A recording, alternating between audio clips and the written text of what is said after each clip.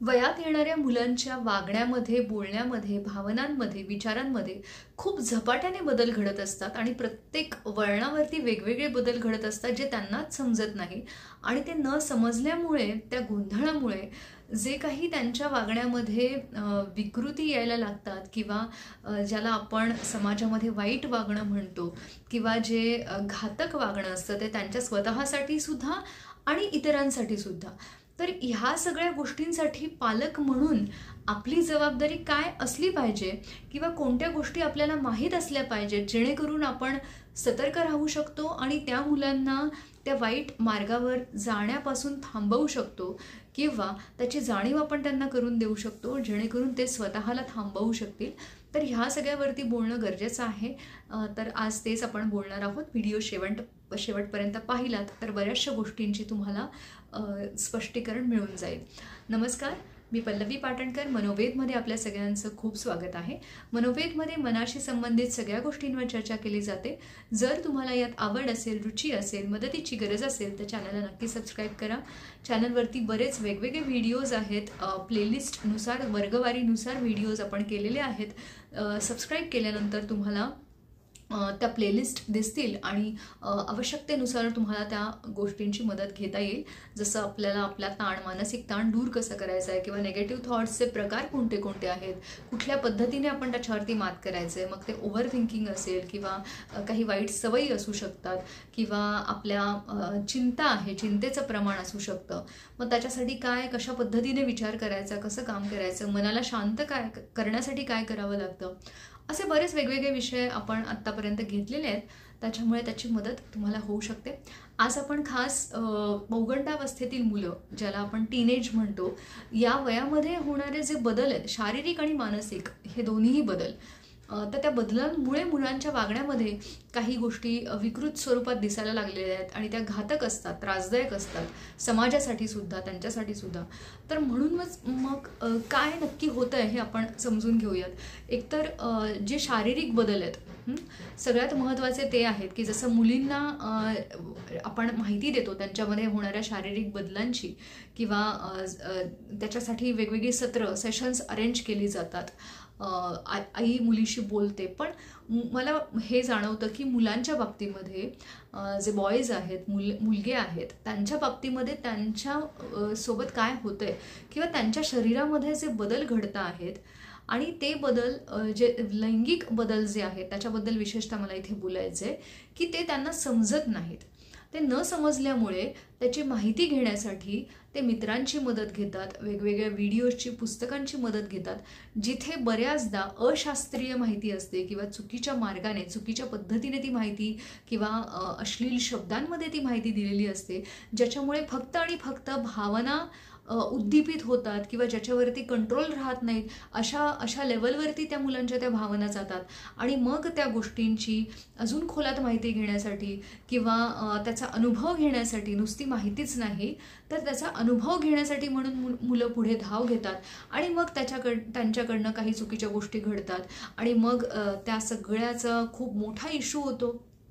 त्या मुलावरतीही त्याचा ब्लेम येतो, त्याचा दोष येतो आणि मग त्या सगळ्याचा खूप जास्त मानसिक ताण सगळ्यांनाच होतो. मुलाला तर होतोच, मुलाच्या सोबत मुलांच्या पालकांना किंवा घटना घडलेल्या व्यक्तीच्या घरामध्ये त्यांच्या पालकांना, ह्या सगळ्यावरती त्याचा इतका मोठा परिणाम होतो आणि मग मुलाला मारलं जातं, रागावलं जातं किंवा खूप जास्त त्याला वाईट बोललं जातं आणि मग ह्या सगळ्यामध्ये ना मूळ प्रॉब्लेम बाजूला राहतो की हे सगळं घडलंय कशामुळे, काय नक्की होतंय किंवा त्या मुलाच्या भावना काय होत्या आणि त्याने कुठल्या उद्देशाप्रती हे सगळं केलेलं आहे. फक्त तो वाईट वागतोय एवढाच बघितलं जातं आणि त्याचं वाईट वागणं थोपवण्यासाठी प्रयत्न केले जातात, ते दाबण्यासाठी प्रयत्न केले जातात. त्याला रागवलं जातं, मारलं जातं, ओरडलं जातं किंवा खूप मोठं लेक्चर सुनावलं जातं की आत्तापर्यंत आम्ही तुझ्यासाठी किती आणि काय केलं आणि तू कसं वाईट वागतोय, तू आमचं कसं नाव खराब करतोय किंवा तुझ्यामुळे आम्हाला कशी मान खाली घालण्याची वेळ आली आहे,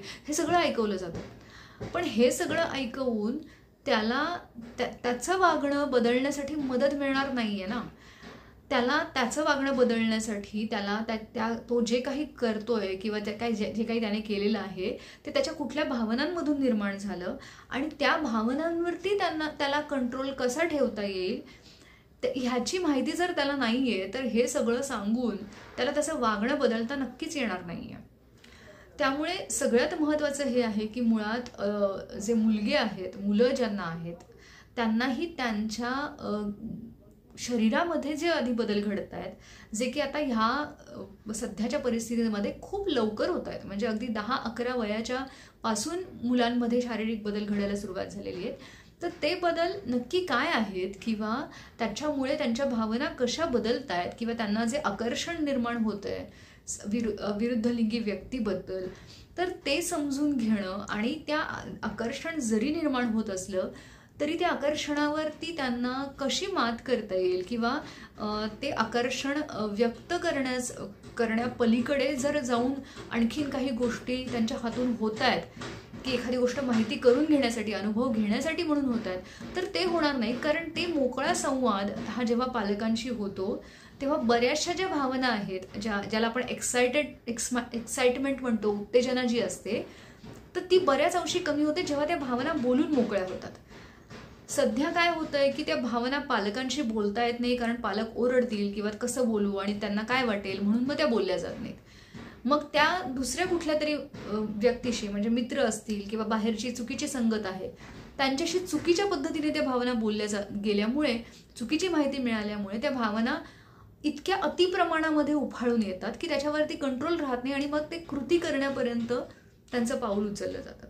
तर पालकांशी मोकळा संवाद साधल्याने त्या भावनांना अतिउत्तेजना मिळणार नाही, त्या भावना कंट्रोलमध्ये राहायला त्यांना मदत होईल, त्याची योग्य शास्त्रीय माहिती त्यांना मिळेल किंवा ते कसं हाताळायचं आणि ते कुठल्या लेवलपर्यंत आपल्याला कुठल्या वयात न्यायचं आहे किंवा कशा पद्धतीने ते आत्ता नेलं तर त्याचं काय नुकसान आपल्याला भोगावं लागू शकतं, ह्या सगळ्या गोष्टींची चांगल्या शब्दामध्ये, चांगल्या टोनमध्ये, चांगल्या पद्धतीने माहिती पालकांनी मुलांना दिली किंवा पालकांना जमत नसेल तर एखाद्या चांगल्या समुपदेशकाकडे जाऊन त्यांची मदत घेऊन जर ही माहिती पालकांनी समुपदेशकाच्या सोबत बसून जर मुलासोबत घेतली तर त्याचा फायदा हा होईल की मुलांना त्याच्या भावना कंट्रोलमध्ये राहण्यासाठी मदत होईल. शास्त्रीय माहिती मिळाल्यामुळे त्याची अतिउत्तेजना होणार नाही, चुकीच्या शब्दांमुळे जी अतिउत्तेजना होते ती थांबली जाईल किंवा